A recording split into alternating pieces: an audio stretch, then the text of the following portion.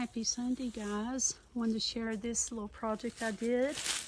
I used the tissue box and the large pipe cleaners and made a bird feeder. I don't know how this will withstand in the weather, but I'm going to try it. The rope came from the Dollar Tree, and I did my best to put the UK on there. Added some twine and bread inside to see if we can draw some birds. And we just hung this up out here, and we'll see what we can draw to the little thing. What do you guys think? It was really hard trying to paint and draw with a paintbrush the letters for UK.